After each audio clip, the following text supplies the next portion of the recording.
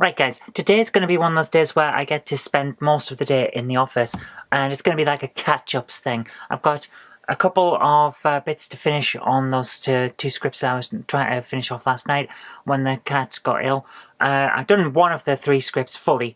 I just need to top up the other 2, and that means I'll have 3 weeks worth of Game Hammer reviews done.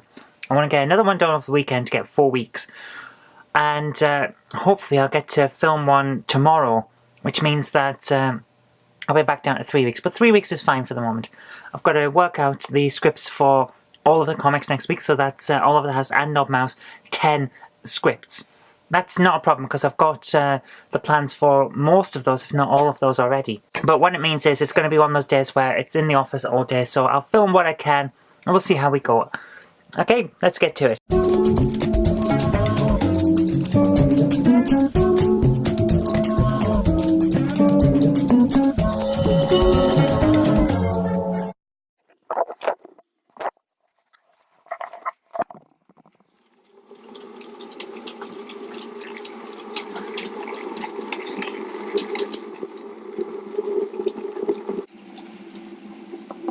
Ow. Oh, on my knee.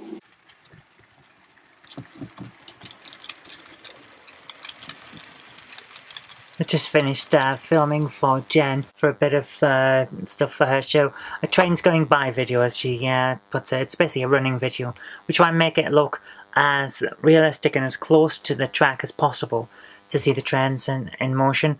I'm hoping that I've got some good footage, but it's very difficult sometimes to focus on the trains because they're going by pretty quick, and to hold the camera steady while it's working like that, because with this massive one here I don't have a tripod for it to go on because it would be too big for what we're doing. We've done that in the past and it doesn't quite get the shots I'm wanting, so I'm basically holding it these days and my hands aren't all that steady. But anyway, I tried my best and we'll see how it goes. I'm about to edit that up for her because we need not edit that, edit the previous one we did for another box opening review, because we need a video for today. We're trying to do the schedule again, Monday, Wednesday, Friday for Jen, and 5 days a week for myself with the vlog, but then occasional other videos as and when we can. I haven't got the scripts for those, so they're not coming back yet, but that's the idea. That's what we're getting back to. I know, my goodness, it's been tough today because the weather is not conducive to this, but I now have 2 of the 3 Game Hammer scripts finished with extra information in them, added extra comparisons with other games and things like that, so they're going to be worth watching. It's not just an opinion on a game, it's a bit of comparison, background, things like that. So hopefully this will work out. I hope you enjoy it anyway, and you know. Right, I'm exhausted, the heat is killing me. Right, let's get on. That's interesting. Candidates have just asked me to confirm whether I want to apply to stay on the approved list for parliamentary candidates. I'm going to say yes. So I'm going to do that and then get on with Jen's stuff. Did you want to see that again? It's a hell of a structure here. When you look at how thin it becomes at the point that the viaduct tails right off. All that really to support nothing more up there than the parapet wall for the viaduct. But when the Victorians built something, they didn't mess about. They built it right first time, and they built it to last. And that's what you're seeing here, even though that line up there has been disused since probably about 1971, something like that. And it seems a shame to leave such a, what would have been a very expensive structure back in the day, just to be nothing more than a garden full of saplings and undergrowth up there. But you know, it's just a shame that you can't use it for anything else.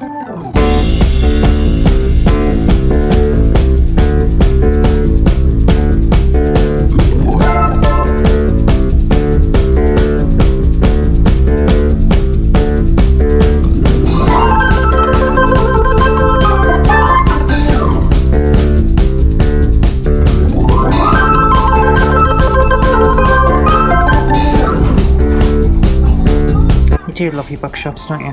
I do, yes. Having a browse. I think they've got slightly more than we've got in our library. Ah, only just. Good weather so far, but Jen is convinced that it's going to rain, aren't you, Jen? Well, I think the sky looks like there could be a possibility. It's just cloudy. Anyway, we've been out doing work and Jen's been in there getting books and things like that, so it's been an interesting morning. But got to go home now and get some more work done. Planning on recording a few game hammers today if I can get the third script finished. So let's go and do that.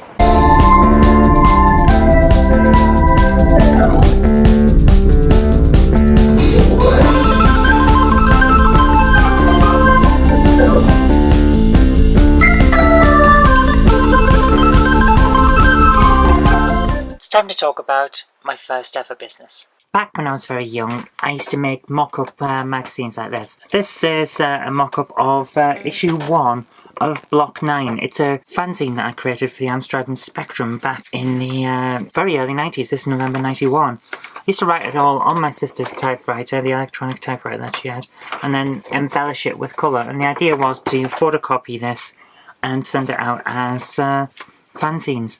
Now, not an awful lot of issues actually survive. There's not much in it, in fact. Most of it's gone. It's what's left is sellotape together. But it's the same for the other issues. This one is actually falling apart even though it's been sellotaped. So a lot of the issues are gone now. But my first company was to create fanzines. It was like a magazine company. It was a very small thing. It was basically me and one or two others if they wanted to write reviews here and there. So it was an oddity in terms of actually getting things done because we were kids. I was 11. And that was the first time I tried to put a business together. But that's not my first business. My first business comes when I was 14. And it was an offshoot of these magazines. The magazines were interesting and they got very much interested in the coding side of computing and helped me to develop as a coder to the point where I started making my own games. And most of these were text adventures, a couple of very, very basic and written in BASIC too, graphic arcade type games, but they weren't very good. The text adventures weren't bad. I mean, if I could find the paperwork, I would put them back together because I've lost them all.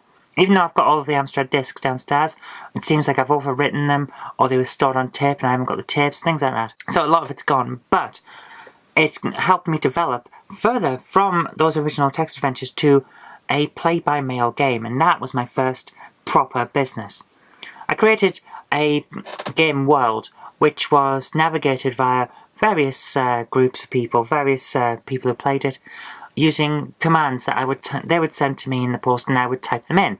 And the computer would generate the results and send them all back. That was quite a lot of fun. I mean, wow, I still had to type them out with the results out with an electronic typewriter, or sometimes just handwrite them if it was friends and I knew I was going to see them in the morning anyway and we could go through things. So it was a very interesting time, and that actually lasted a very long time. I started that in about 94 with the text adventures and kept going until 97. So that was a fair amount of time for someone that young. By the point of moving on, I was...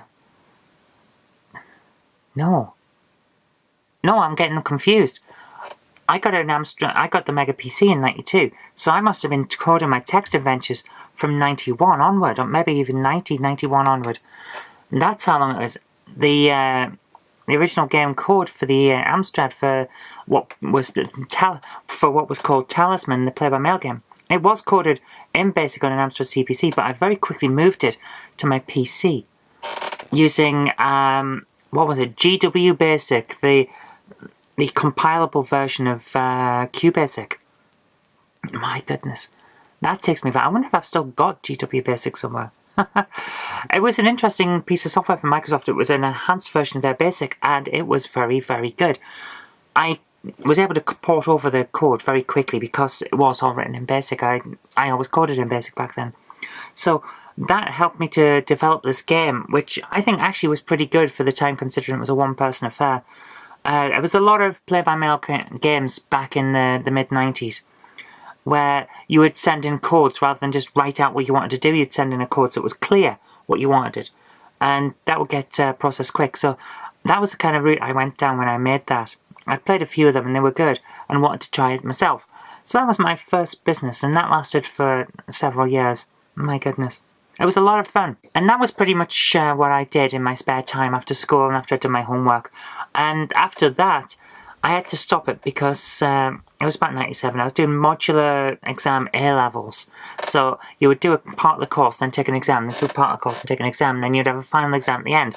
But it meant that a lot of my time was taken up with either doing the coursework, doing the homework, or revising. So I didn't have time for the company anymore, so I had to close it down. But oh well, I think, to be honest with you, with the rise of EverQuest and things like that, I probably got out at the right time.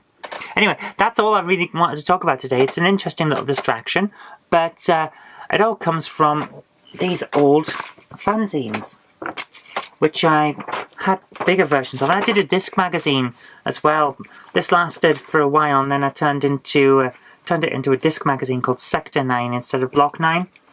And that ran for a while as well. That was fun. Trying to get that put together was difficult. It's, again, written mostly in BASIC, and then when I got my PC converted over to a PC magazine rather than Amstrad and Spectrum, became a disc magazine that was compiled in GW BASIC, and that was hard to put together, but it was fun once you got it done, and the basic code for the magazine was there. Then you could add in the text and everything, compile it out, and it would make an issue. That was a lot of fun, but it all stems from that, which is quite good. And it's funny that basically I started off with fanzines and ended up running a media company with a print arm. The more you change, the more you stay the same. Anyway, that's all I've got for today, so thanks very much for watching, and I'll see you next time.